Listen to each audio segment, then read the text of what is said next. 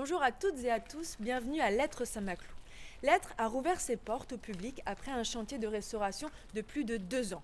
Vous n'avez pas tout suivi? Vous voulez tout connaître de ce grand chantier et des grandes découvertes qui ont pu être réalisées? Cette vidéo est faite pour vous.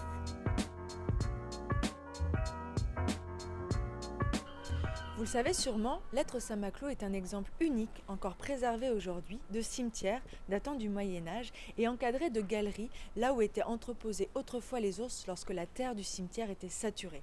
C'est un lieu exceptionnel où on peut encore admirer l'incroyable danse macabre sculptée et ses différents motifs funéraires. Lettres Saint-Maclou a aussi été le siège de nombreuses écoles, celle de Charité depuis le XVIIe siècle et jusqu'en 2014 avec l'école des Beaux-Arts. Classée au titre des monuments historiques depuis 1862, on ne s'attaque pas à la légère à un tel patrimoine. Pour tout comprendre de cette grande campagne de restauration, nous vous proposons une série vidéo. Chaque vidéo mettra à l'honneur un invité qui évoquera un aspect particulier de cette restauration. En amont de la restauration, une grande étude scientifique et technique a été commanditée par la métropole Rouen-Normandie, le maître d'ouvrage, et placée sous le contrôle général de la DRAC Normandie. Divers diagnostics ayant pour but de mieux comprendre l'histoire de ce lieu d'exception. Aujourd'hui, nous retrouvons Monsieur Alain Bardin. Pour réaliser ce diagnostic, il a fallu qu'on retienne, après appel d'offres, une équipe qui avait toutes les compétences en matière d'archéologie et d'histoire. Paradoxalement, nous n'avions pas de relevé précis de l'ensemble du bâtiment. Donc un relevé a été fait par photogrammétrie et cette équipe, constituée de ces personnes compétentes en matière de photogrammétrie, était aussi complétée par un dendrochronologue et par un archéologue du bâti.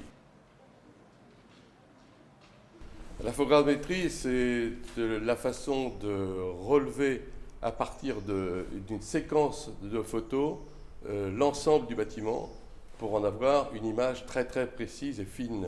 La dendrochronologie, c'est la manière à partir de carottages qui sont faits dans les différentes poutres que vous voyez ici, il y a eu 500 prélèvements de faits, de connaître assez précisément le moment de l'abattage de l'arbre, puisqu'il faut se rappeler qu'on travaille le bois vert et non sec. Donc on sait précisément quand cet arbre a été abattu et comment et quand il a été mis en œuvre pour réaliser Lettres Saint-Maclou. Par la datation a permis de préciser comment on avait commencé par cette aile dans laquelle nous sommes, puis ensuite l'aile nord, ensuite l'aile est, pour finir 100 ans plus tard par l'aile sud. Donc il y avait beaucoup de connaissances, beaucoup d'écrits sur Lettres, avec des historiens qui avaient déjà identifié avec pertinence la façon dont tout ceci s'était construit, mais il n'y avait jamais eu d'études scientifiques qui précisaient la façon dont cet être avait été bâti au fil des siècles.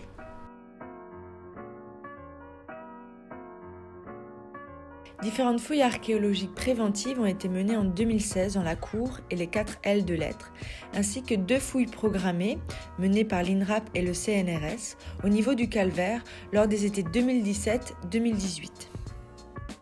Ces fouilles qui ont duré à chaque fois 1 mois ou 2 ont permis de mieux comprendre aussi de quoi décédaient les populations de cette époque, de quelles carences ils pouvaient avoir.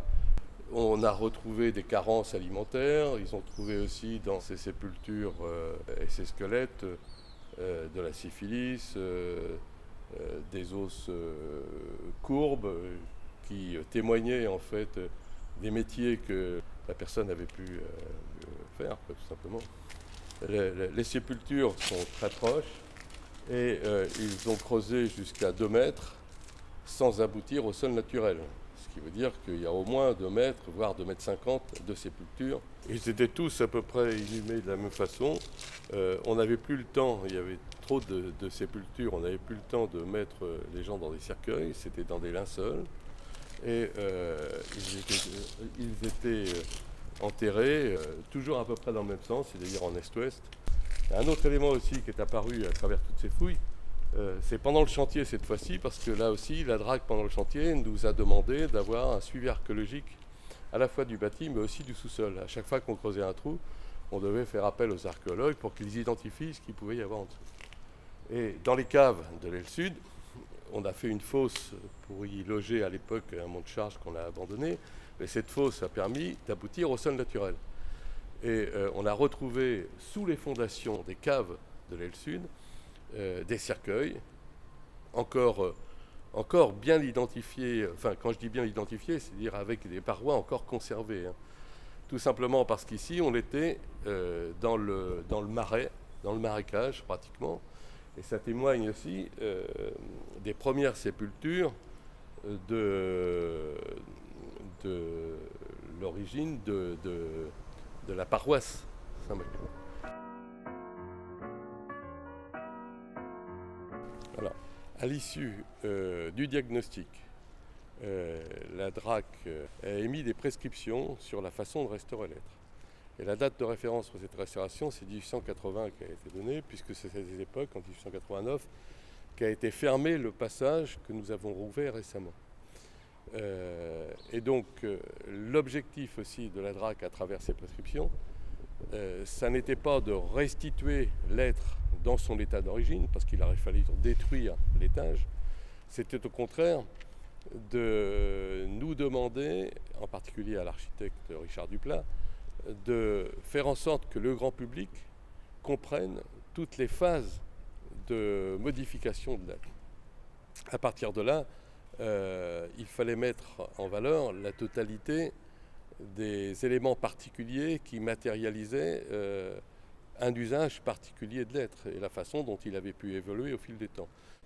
Donc pour revenir aux prescriptions de la DRAC, en plus de la date de référence dont on a parlé tout à l'heure, il y avait aussi un certain nombre de prescriptions beaucoup plus techniques, comme par exemple de conserver le maximum de ces fenêtres anciennes qui sont composées de 17 modèles différents et qui a été pour nous un travail très important parce que beaucoup de ces fenêtres étaient en très mauvais état et la restauration a été compliquée dans la mesure où il a fallu enlever toutes les couches de peinture qui avaient été mises au fil du temps, les désosser complètement pour que le bois soit blanc et les restaurer entièrement en changeant chaque pièce de fenêtre qui n'était pas suffisamment en bon état pour être réintégrée dans la restauration.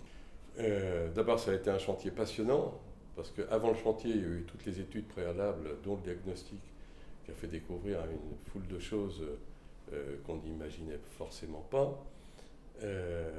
Et puis la restauration proprement dite avec les équipes d'architectes et d'entreprises a été passionnant parce que c'est vraiment des vrais professionnels. Et l'autre élément pour du sentimental, c'est que j'ai commencé l'école ici et puis de pouvoir remettre en valeur ce que j'ai connu il y a quelques années en mauvais état. C'était aussi une expérience vraiment passionnante. Une campagne de restauration unique que vous avez eu la chance de mieux comprendre grâce à un de ces acteurs privilégiés. On se retrouve prochainement pour un nouveau volet de cette série consacrée à la restauration de l'être.